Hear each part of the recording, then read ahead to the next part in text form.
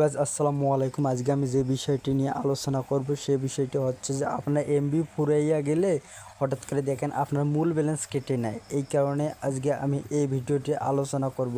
পুরো ভিডিওটি দেখার অনুরোধ রইল, স্কিপ না করে পুরো ভিডিওটি দেখলে আপনি উপকৃত হবেন। তো কথা না বলে আমরা চলে যাই অ্যাপসে।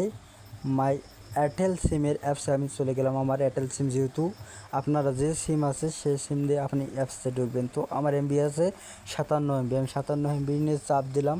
তো এমবি দেখতেছেন এখানে আমার 57 MB আছে, মূল ব্যালেন্স আছে 5 টাকা 41 পয়সা।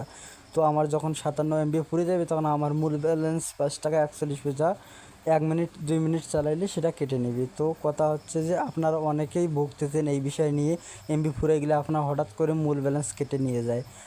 এখন আমি যে এই সেটিংটা দেখতেছেন, পে আর ইউজ ইন্টারনেট সেটিংটি যখন আপনার এরকম চালু থাকবে, তো এইরকম আপনার চালু আছে, এই চালু থাকলে আপনার ইন্টারনেট প্যাকেজটি যখন শেষ হয়ে যাবে তখনই আপনার অটোমেটিক এমবি 1 টাকা 39 পয়সা ব্যবহার হবে আপনার ফোন থেকে। 5 MBর দাম তবে কোম্পানি নেবে 1 টাকা 39 পয়সা।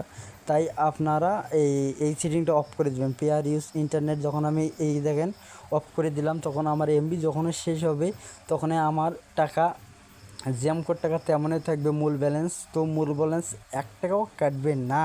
আপনার ইন্টারনেট প্যাক ফুরে গেলেও আপনার মূল ব্যালেন্স যেমন তেমন থাকবে, 1 টাকা ফুরাবে না। তবে অনেকেরই এই অ্যাপসে যে কোনো সিমের অ্যাপসে ঢুকে দেখবেন পে আর ইউজ ইন্টারনেট প্যাকটি চালু রয়ে গেছে, এই কারণে তাদের মূল ব্যালেন্স ইন্টারনেট শেষ হলে কেটে নিয়ে যায়। তাই অতি তাড়াতাড়ি আপনার যে সিম আছে সেই সিমে ঢুকে পে আর ইউজ ইন্টারনেট এই অপশানটি বন্ধ করে দিন।